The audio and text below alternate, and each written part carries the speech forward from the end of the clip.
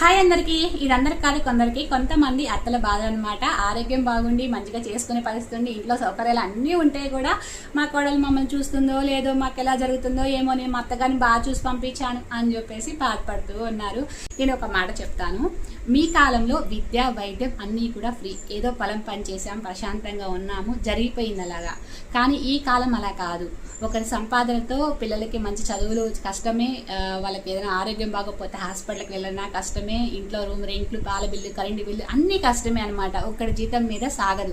మరి వెనకాల ఆస్తిపాస్తులు ఏమైనా ఉన్నాయా అంటే ఏమీ ఉండవు.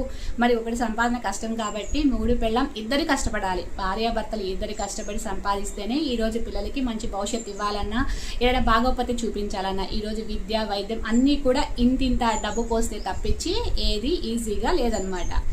ఇద్దరు కష్టపడే క్రమంలో వాళ్ళ ఆరోగ్యాలు కూడా వాళ్ళు పట్టించుకోకుండా రూపాయి కూడా పెట్టుకొని నానా గడ్డి గరిసి కష్టపడుతూ ఉంటారు. మరి అలాంటి వాళ్ళకి మీరు సపోర్ట్ ఇవ్వాల్సింది పోయి ఇంకా మాకు చూస్తారో లేదో, చేస్తారో లేదో అని చెప్పడం ఎంతవరకు రైట్ చెప్పండి?